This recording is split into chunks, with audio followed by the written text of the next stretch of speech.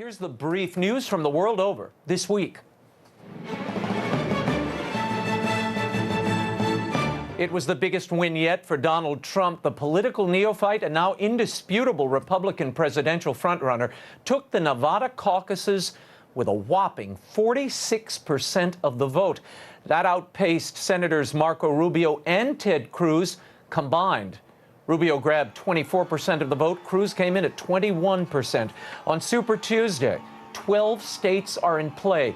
Trump leads in most of them, according to polls, save for Cruz's home state of Texas and neighboring Arkansas.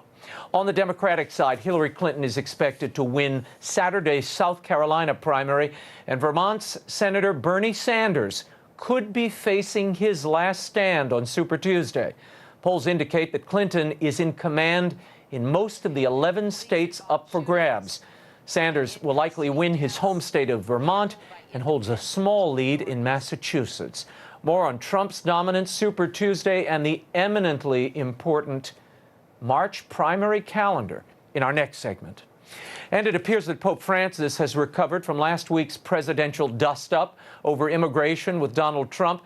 This week, the Holy Father received some rather high praise from Bernie Sanders. In an interview aired by Canada's Salt and Light Catholic television, Sanders was asked about being described as a socialist and whether he thought Pope Francis was also a socialist. Well, what it means to be a socialist in the sense of what the Pope is talking about, what I'm talking about, is to say that we have got to do our best and live our lives in a way that alleviates human suffering, that does not accelerate the disparities of income and wealth. Father Tom Rosica conducted the interview back in September. Interestingly enough, a day after the Sanders interview at his Wednesday audience, Pope Francis waded back into the political fray with comments strikingly similar to those of Sanders. The Pope rebuked the greedy and called for material justice and charity for the poor. Reflecting on the words of the Old Testament prophet Isaiah, he said, "The Lord warns against the greed of the wealthy landowners who want to accumulate more. Richness and power are realities that can be good and useful for the common good if they are put to service or the service of the poor and all. But when they become lived as privilege with ego and presumption, they are transformed into instruments of corruption and death." For emphasis, he added that Isaiah was no communist. And one thing for sure, Pope Francis is not shying away from political hot-button issues. During his Angelus address on Sunday, the Holy Father renewed his call for a global abolition of the death penalty. He said that all Christians of goodwill are called to work for its end, arguing that even a criminal has the right to life.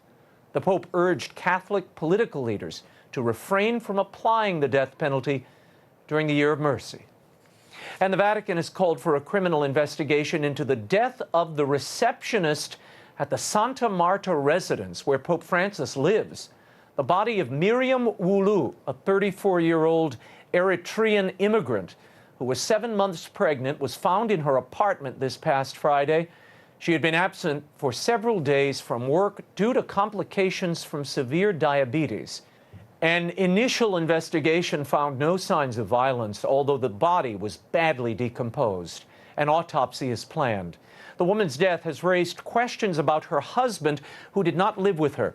Investigators will also attempt to confirm the paternity of her unborn child.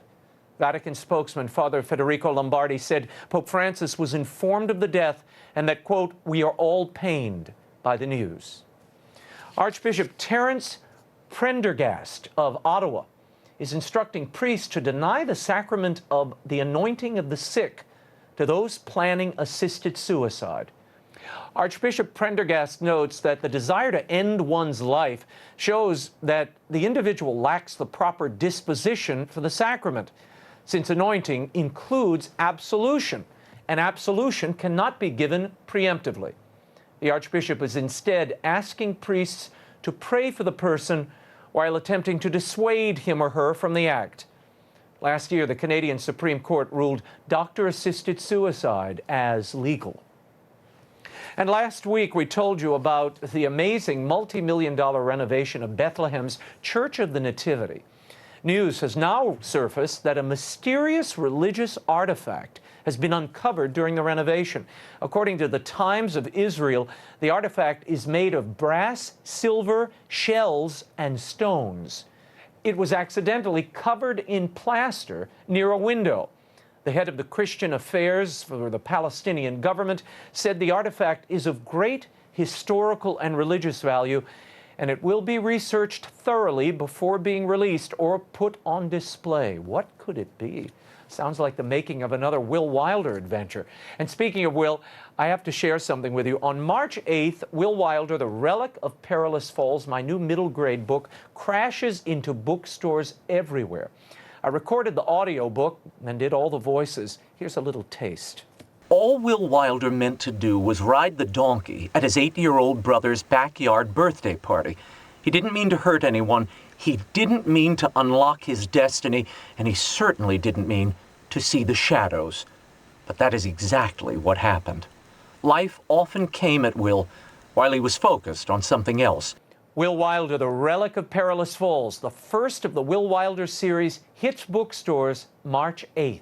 But whether you want the hardcover or the audiobook, it's available now for pre-order at the EWTN Religious Catalog, Books A Million, Amazon, wherever books are sold. And if you pre-order and send me your contact info at raymond@raymondarroyo.com, I'll send you a limited edition autographed bookmark.